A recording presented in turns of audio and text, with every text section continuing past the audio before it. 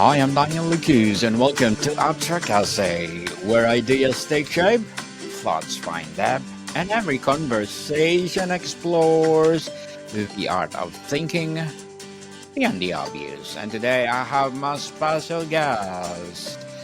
He is embodiment coach, group facilitator, and of course, evolutionary guide. No other than Mr. Jason Lange. Welcome to Abstract Essay, Mr. Jason, and can you please introduce more about yourself that I missed? Sure, yeah. My name's Jason. I'm a men's coach is another way you could put it. I work with men on transformation, embodiment, relationships, purpose, health and vitality, you name it. I'm a father, I'm a husband, and I really love transformation, particularly helping men grow and change and get the most out of their lives. And it's been a passion of mine that really started with my own growth and transformation in my 20s as I was pretty lost, pretty a lot of pain as a man, and didn't quite know how to create the life I wanted. And it was through men's work and men's groups that things really transformed for me. So now I'm obviously quite passionate about bringing other men along for the journey.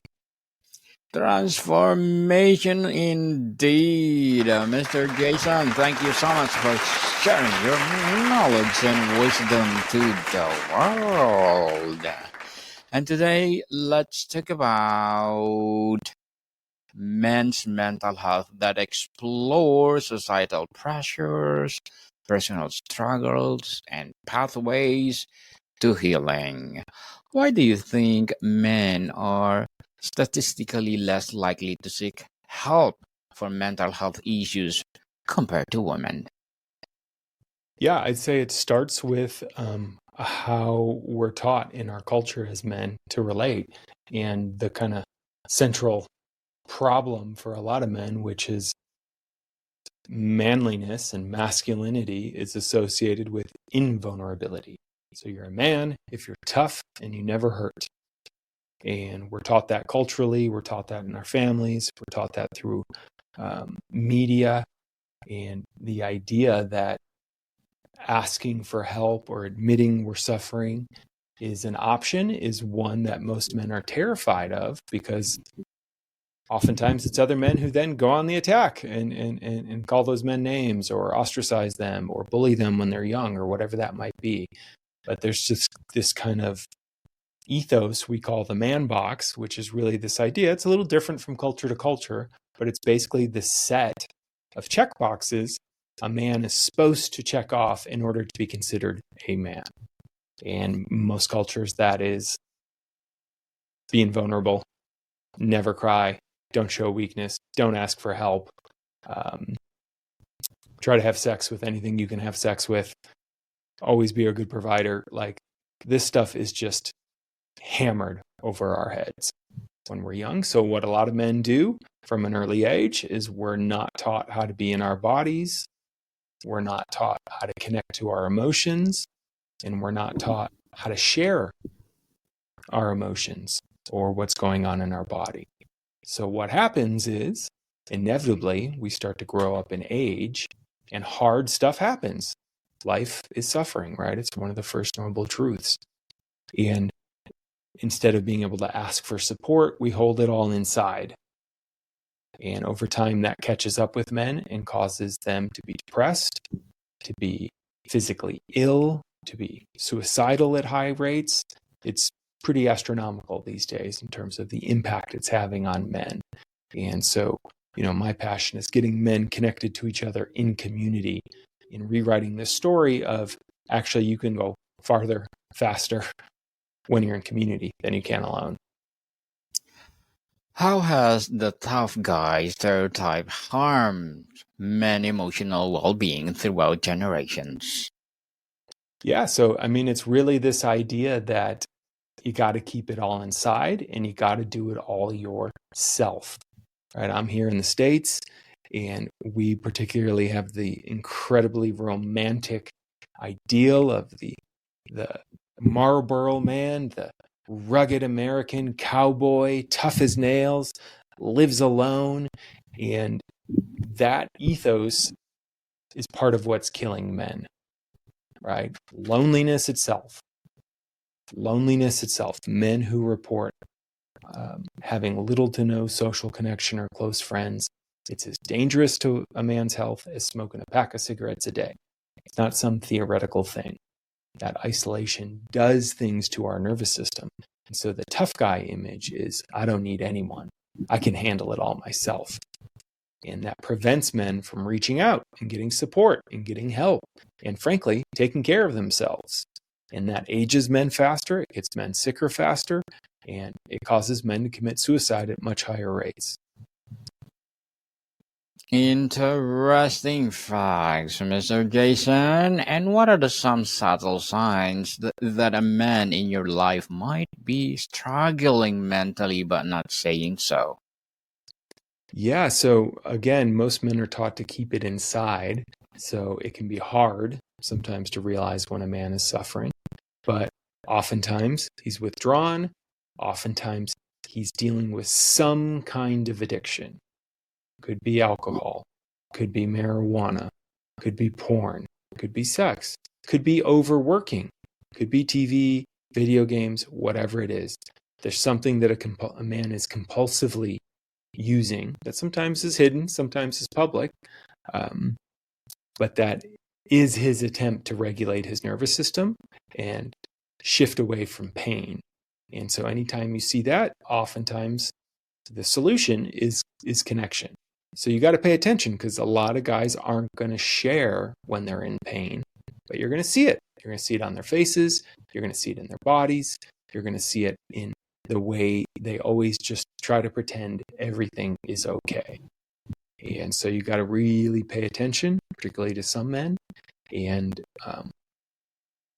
let them know that getting help, does not equal weakness. Yes, indeed. And Mr. Jason, how would you approach them if you see these men in struggling to bring out their feelings? Yeah, that's a tough one. In that, for a lot of men, they got to come to me. And, if there's someone in your life, in this case, what I'd say is you just got to share with them, hey, I see you in pain.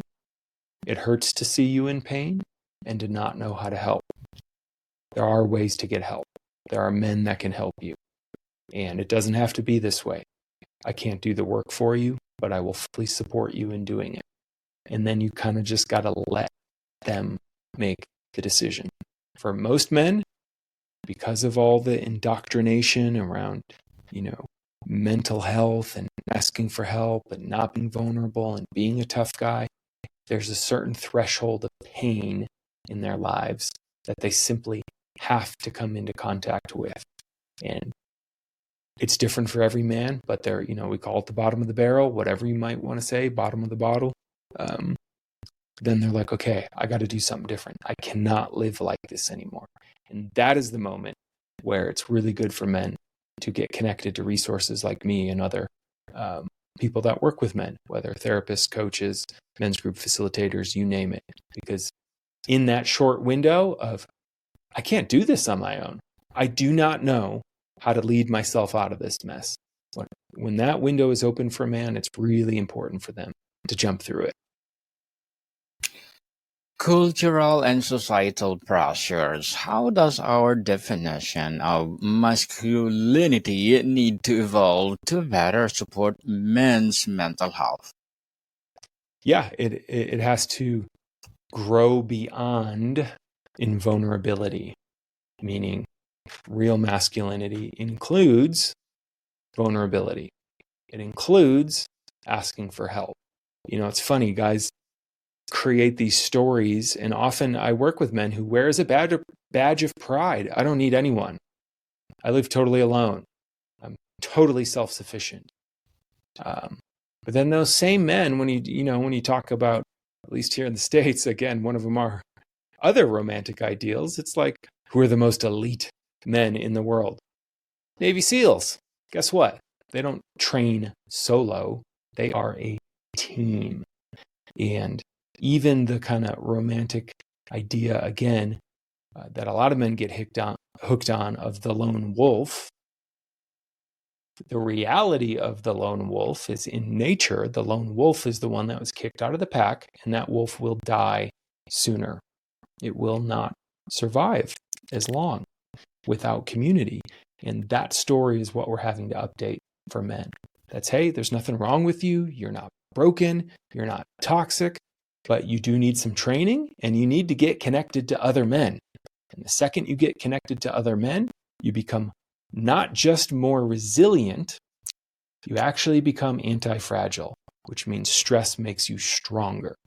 When you have a group of men who can support you when you're down and hold you accountable when you need to move something forward, you will become a more effective leader and man in the world. Relationships and vulnerability. How can partners, friends create safer space for men to express emotional vulnerability? Kind of two-step process. Number one, acknowledge a man for where he's trying in life.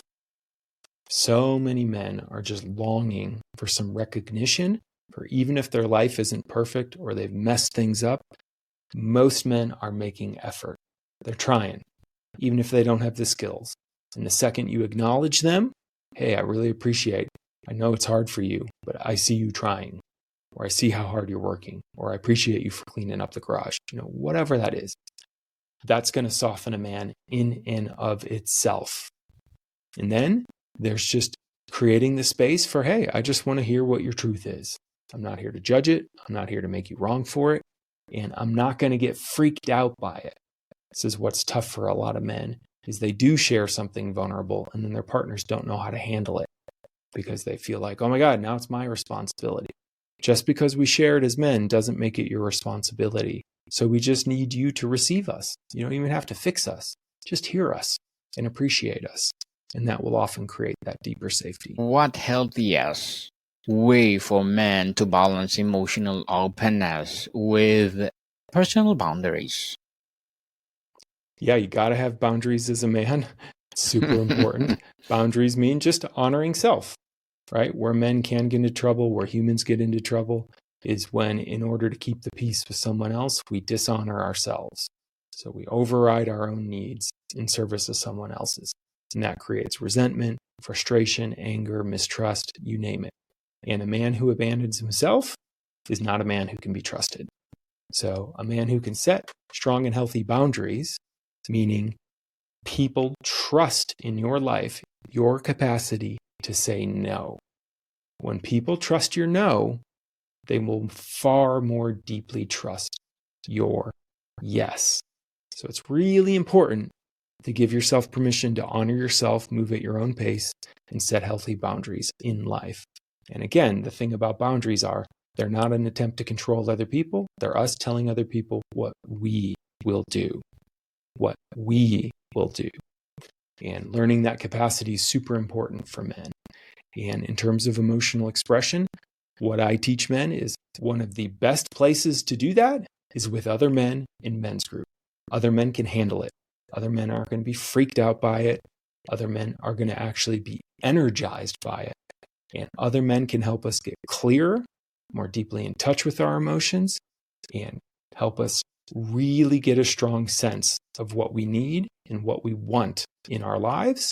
So then we can go back out into the world and share it with depth and clarity. So one of the many ways guys I work with use men's group is where we come to be messy, imperfect, not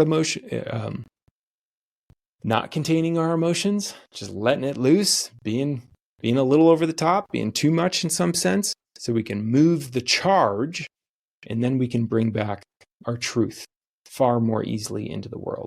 So expression is important for men, but putting a container around it and doing it safely is one of the best ways you can do it in a men's group. Mr. Jason, as a coach and a facilitator, what are your short-term and long-term goals? Yeah, you kind of said it at the beginning there. My goal is that every man should be in a men's group. I think one of the quickest ways to transform the world and nudge our world towards more goodness, truth, and beauty is to get men more connected to each other in these small groups, because men need support and men need healthy, loving challenge and feedback to grow. So when we're in a group of men who love us, but who also, so to speak, call bullshit on us, we're going to become better men.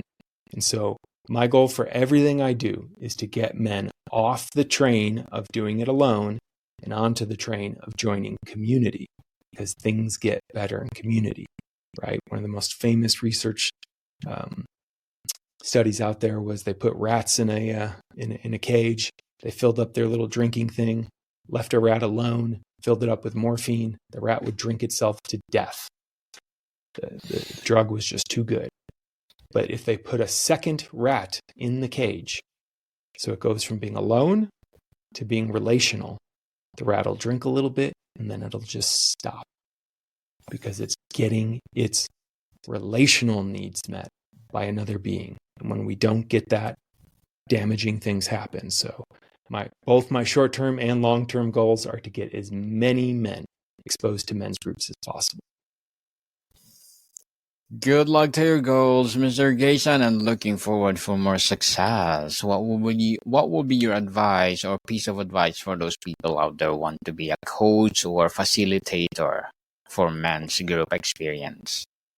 Yeah, if you want to be a coach or a facilitator or work with other men, the fastest and most profound pathway there is to do your own work as a man.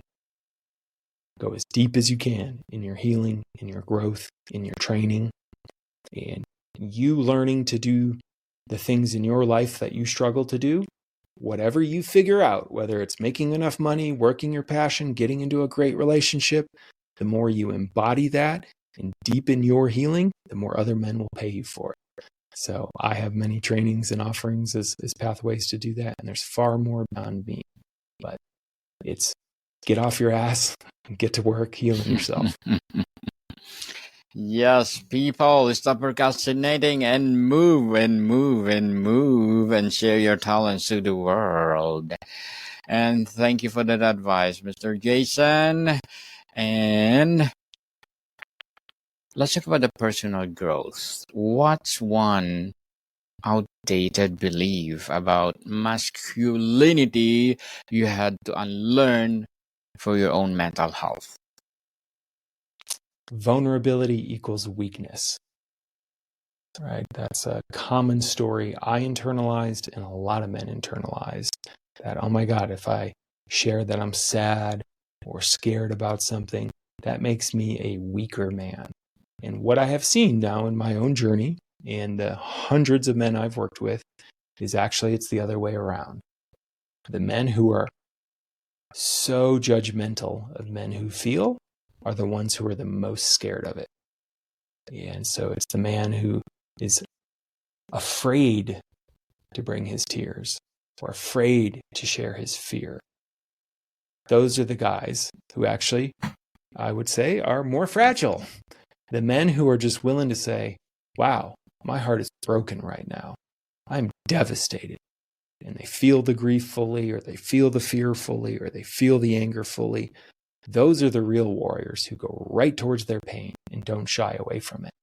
And as I've stepped more into that in my own life and in the men I facilitate, I just see the truth of it. It creates a far deeper level of freedom than men who are afraid to be vulnerable. How can we better educate boys early about emotional intelligence and self-care? Yeah, it's talking to them from a young age about what's happening inside themselves, and it's allowing them to be boys as well. Boys need to move their bodies.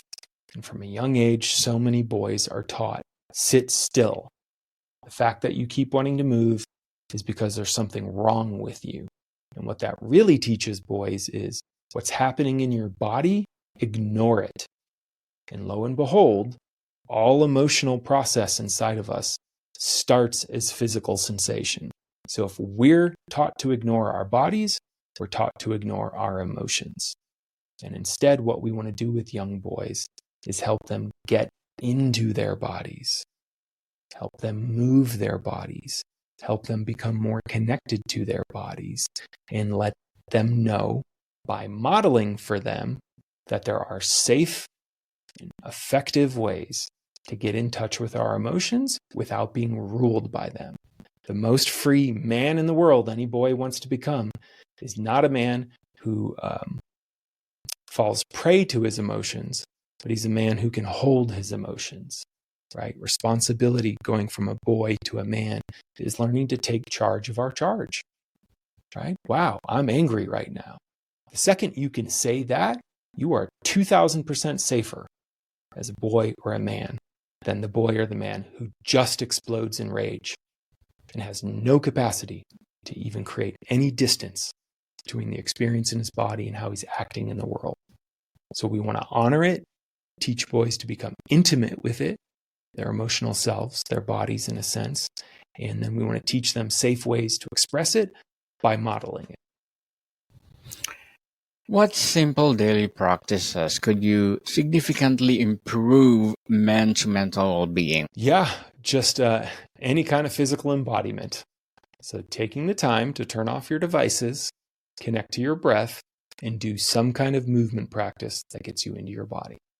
That's it. For some people, that's fitness, but there's a way we can use fitness and working out to get away from our pain in our body. These are things that bring us closer into our experience. It can be meditation, it can be qigong, it can be yoga, it can be kundalini. There are so many different practices. It can be breath work, but you actually have to do it. There's no way to cheat yourself into embodiment as a man.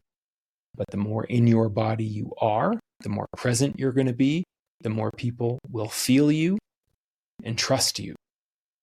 And for all the skeptics out there, right?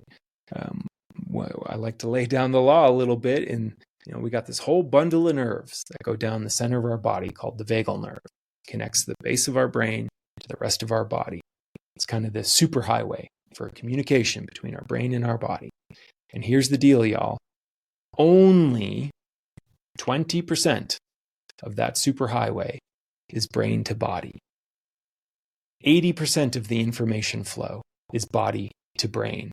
So if you are not in your body, you are missing out on 80% of the available information in any given moment.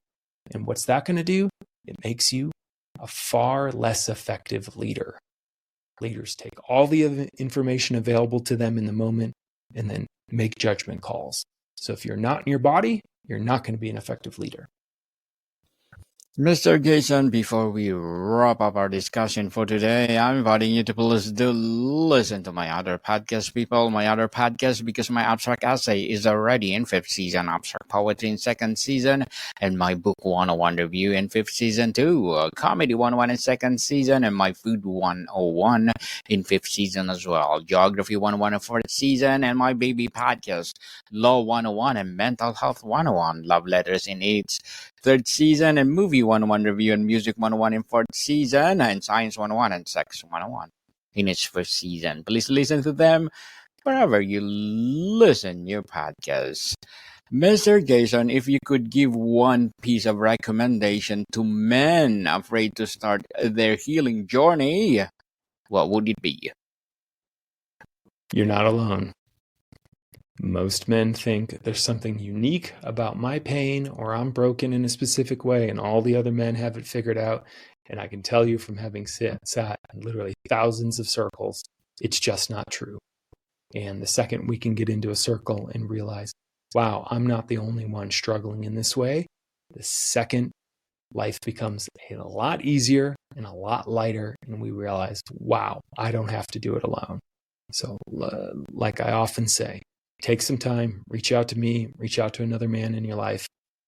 It's time to get help. You can change wherever you're stuck. You don't have to stay stuck there. And a little bit of support goes a long, long way.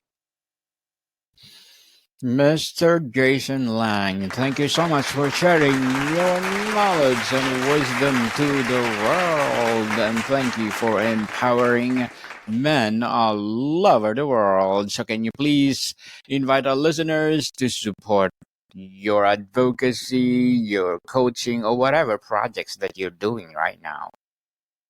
Yeah, you can keep up to date with me, the many men's groups and programs and coaching I do for guys over at evolutionary.men. And if you want to join a virtual men's group, just head over to mens.group. And there's a whole pathway there for, okay, what's this guy talking about? How do I get involved? It's as simple as that. Just sign up and click. Yes, people, let's support Mr. Jason Lange, because if you support him, for sure, more and more empowering advocacy for men to come. So, Mr. Jason, thank you so much for your time. So great to be here. Thank you. More to come, people. See you soon.